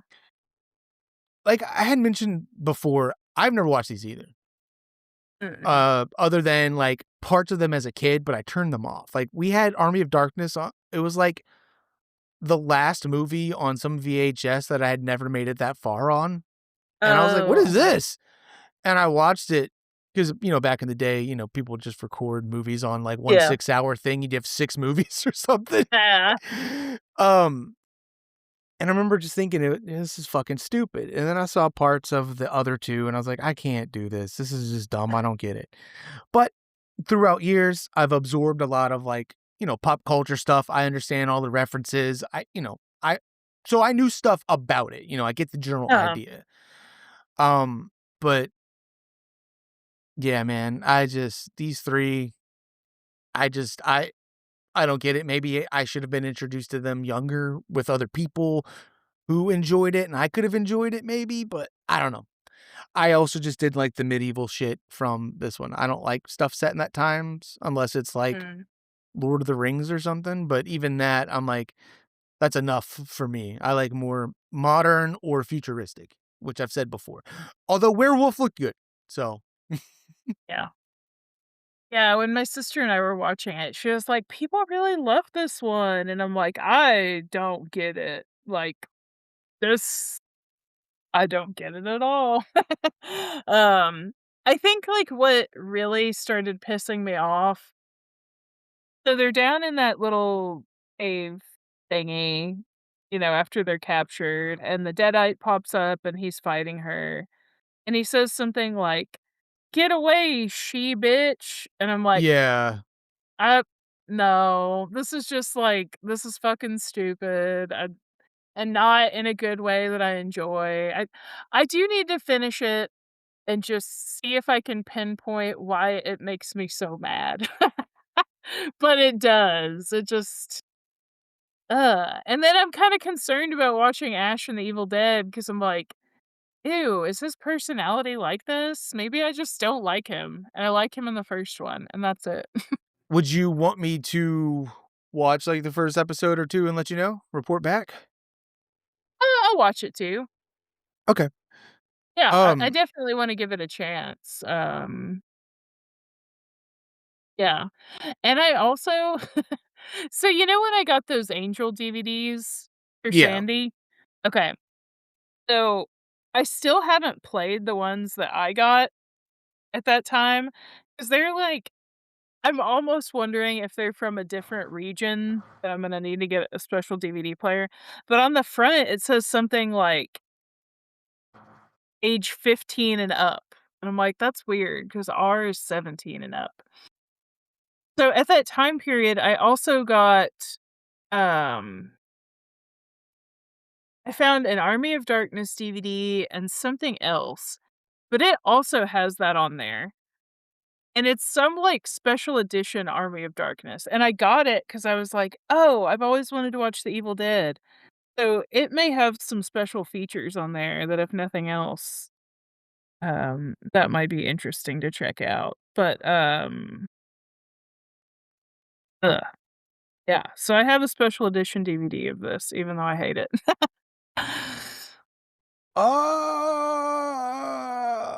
It was let's like somebody see. donated a bunch of those DVDs from I don't know if it's a different region or just like a company that's not it doesn't exist anymore, but, like, I found them all at different times, but I could tell they were, like, part of the same I don't know, maybe same production company or I don't know exactly.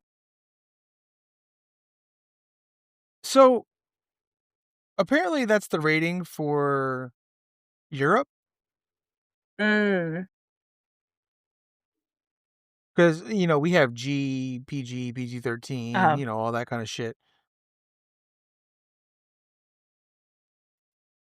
Oh, it says it's a UK thing, not a continent-wide thing in Europe, mutually exclusive with region B.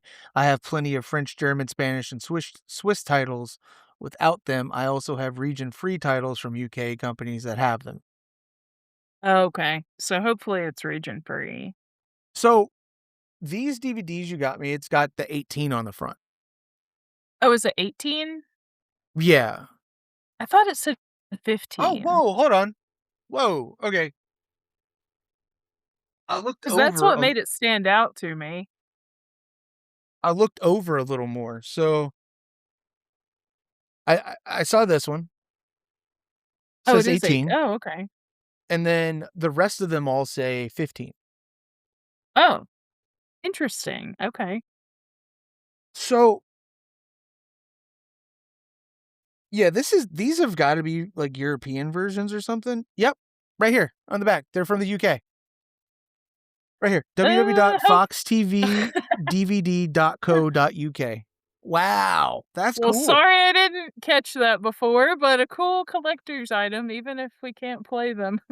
Oh, no, we can. The D first Are DVD those worked. definitely the region-free ones? At least the first season is, because Okay. on I played it on my external disk drive that I have. I Oh, okay. put it on there 'cause, um, I was hooking some stuff up for Sandy on her new computer and everything, and I had an old DVD drive. I was like, "Oh, you can watch these on there," and I put it on. Worked. So I don't Okay, know. good to know. Maybe that's another thing we could look into. Maybe that's another thing we could look into is the region lock stuff. Like you looked up the Mhm. ratings. Let's see what the region lock stuff is. That's kind of interesting. Oh, yeah, and another topic that I wanna research, that I forgot to mention with The Evil Dead, with it being NC-17, it was also put on this other type of list that was used for censorship, and I'm gonna do some research and talk about that at some point. Okay. Cool. Yeah. Um.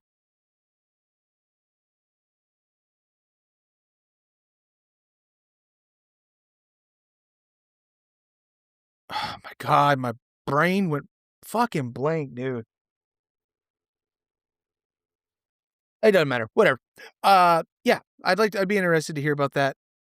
But yeah, those are our review of the Evil Dead trilogy, the original of those. I'm just joking. Uh, yeah. So those were movies. I'm glad I can finally officially say that I watched them, but my stance is still I don't get the overall praise of them that people give it. Like, I understand people who like the camp, but again, they're held in such high regard. I don't understand. And I was genuinely surprised Corey gave old DR Dick Rash gave was it the first Evil Dead a 3-star rating on Letterbox. I was like, hmm.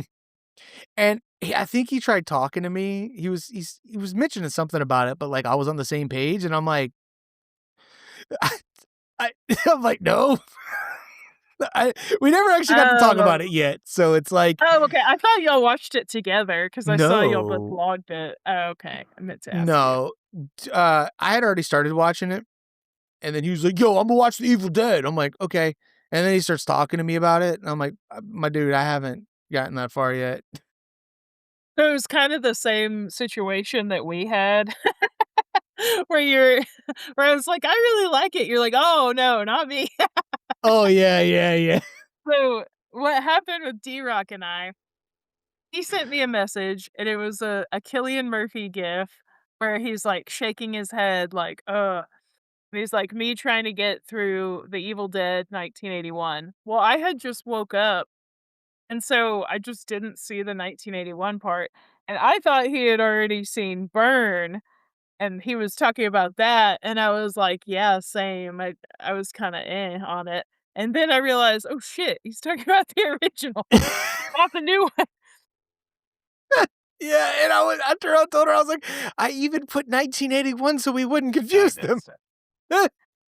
I think I had just seen Burn, so I was kind of like, Yeah. um, wanting to talk shit about it, so I think my brain just kind of, like, put that in there. And not even talk shit, I mean, I didn't dislike it, it was just that one is second to the bottom for me from Army of Dark. Wow. Yeah. And it's a big jump, don't get me wrong. It's like Bird, and then, like, you have to put, like, a million other bad things, and then Army of Darkness. But if I'm technically ranking them, then yes, it is above that.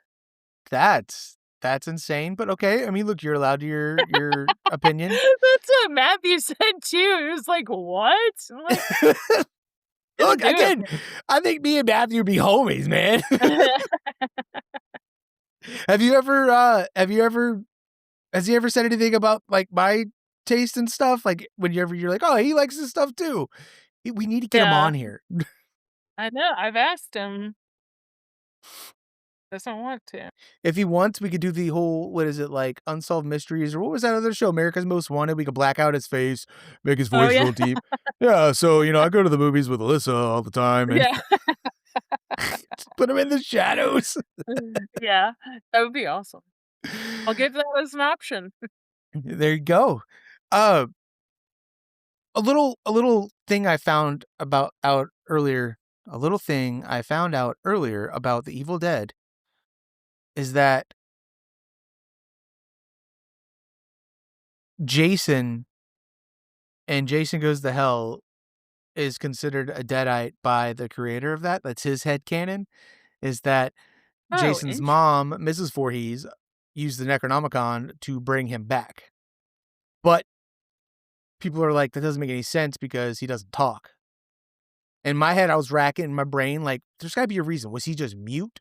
You know what I mean? Was there something wrong with his throat when he yeah, was maybe. younger? You know, but it's not actually canon, but the dagger and the book are Easter eggs in Jason Goes to Hell. So I kind of like that idea because Yeah, I I don't mind it because I've always wanted someone to tell me, like, how is Jason able to keep coming back? And I feel like when I ask people, they're just like, "Yeah, I don't know, he just does." yeah, I think there is a reason. I it's Oh, okay. like a demonic kind of thing. I think. I mean, it's the same with like Freddy Krueger. I guess like they go to hell, and I guess well, I don't know why Jason would go to hell when he was a kid who innocently drowned. I don't know. I'll look more into Wasn't that. baptized.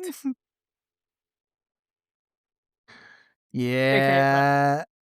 What? Huh? I said JK, by the way, for anyone who doesn't personally know me. Oh, no, And no JK, no JK.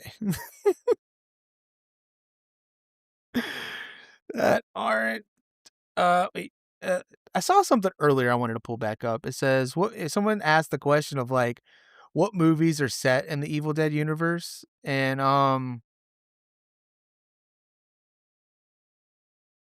I lost it. When someone was like, what movies are set in the universe? But oh, here it goes. What non-Evil Dead films take place in the same universe? I know Lee Cronin's The Mummy is confirmed to take place in the same universe as the Evil Dead films, along with a reference in Jason Goes to Hell, making people believe Jason also exists in the same universe as the Deadites. What other films take place in the Evil Dead verse? I'm thinking of making a weird timeline with all the films at some point. Uh, let's see. Drag Me to Hell. I consider that a true cousin to Evil Dead franchise. It absolutely feels like it exists within the exact same universe. Huh. That is a Sam Raimi film. It's on my list of movies to watch. Sandy, I think, likes it. Freddy's glove appears in the background of a shot in Evil Dead 2, I believe. Interesting. Did not notice that.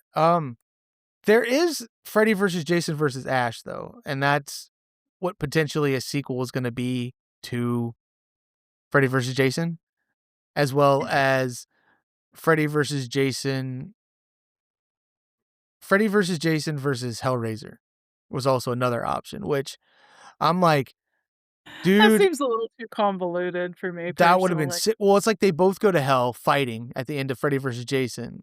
And it's them surrounded by fire, and then the fire like opens up and Pinhead walks in and he says some shit like, you know, what seems to be the problem, or I have such things to show you, and you're just like, oh shit, you know, like what? But you know, I don't know. There's comics. Could read those, I guess. But yeah, I'm not gonna drag this out any longer. My bad. If I find out any more of those stuff, I will let you know on what could be set in the same universe. I don't know, but I'm done with that. One thing that I forgot to mention with The Evil Dead, and I had read this years ago, I remembered it while watching. So when they're in the cellar, there's a poster on the wall for The Hills Have Eyes, but it's kind of torn. And that kind of created a little mini feud between Wes Craven and Sam Raimi. Because it was kind of like him talking shit, having the ripped poster in the background. So then whenever Wes Craven made, I don't remember what, he apparently had a ripped Evil Dead poster on the wall. Oh, interesting little tidbit. Interesting because I I kind of glanced at something, but it didn't seem relevant, but now it seems relevant. This says about the Freddy Krueger glove being in the background of Evil Dead 2. It says that's just friendly one-upmanship. In The Hills Have Eyes, Wes Craven had a torn Jaws poster as part of the Oh. set dressing. Sam Raimi and Bruce Campbell took that as Wes saying, "Oh, okay, my bad. Here it is." Took that as Wes saying that Jaws was kids stuff and that The Hills Have Eyes was the real deal. So they put a The Hills Have Eyes poster in The Evil Dead to rib Wes Craven. Then seeing that, Wes put The Evil Dead on the television in Nancy's room in A Nightmare on Elm Street. After that, Sam and Co. put Freddy's glove in the fruit cellar in Evil Dead 2. It doesn't really mean they're part of the same universe, but you could argue that it means Wes Craven exists in the Evil Dead universe, and the same Sam Raimi and Bruce Campbell exist in an Elm Street universe. That was all too Okay, so convoluted maybe towards the end there. yeah, so maybe it doesn't necessarily mean they had, like, a little feud, but yeah, interesting. I mean, it could just depend. Maybe this person took it the wrong way. I don't know, but that is pretty funny and kind of like, hey, we're gonna jab at him, and they're like, oh, you know what? I'm gonna put you in my movie. Mhm. Yeah. Because I know a lot of those people, like, I feel like a lot of the old horror movies, a lot of the crews worked on those movies, circulate. Mhm. Yeah, I can't. Words. I need food. Coffee's Yeah, same. hitting me, and my brain's like, blah. Well, then I guess we can wrap it up and come back next week with, part 2 of the Evil Dead series. Yep, well, we could talk about Evil Dead 2013, Rise and Burn. Yes. Burn. Yeah. Or if you're like me, maybe it's not burn, maybe it's, boulder. Smolder, like a little, like a little, Evil Dead Smolder. yeah. For you, not so much for me, but we'll get there. Uh, but yeah, thank you guys for listening to the Nightmare Signal podcast. Thank you, Alyssa, for making notes and doing the breakdown. I appreciate that. I feel like that helped us go very smoothly. Good, good. Thank you for Thank your you for the contribution. parrot. No problem. Yes, no problem. Okay, um, parrot, you get back down in the cellar until next time. Ah! Don't yeah. push me in there. There's weird people down here. Ah! uh, I was trying to make a joke. I couldn't think of anything. Anyway, we have stickers if you want some. They're sitting around in here somewhere. Go follow us on Instagram at the Nightmare Signal Pod on Instagram, or send us an email at the NightmareSignal at gmail.com if you would like to tell us something, give us a review, tell us you hate us, tell us you love us, tell us you got a cool story. I don't care. Just do it. I think it'd be cool to hear from some peeps. But yeah, go follow us on YouTube. We'll do something there eventually one day. I don't know. Yeah, but I don't know. That's it for me. Until next time, my dudes. Deuces. I Well, don't sound so sad. Adios, turd nuggets.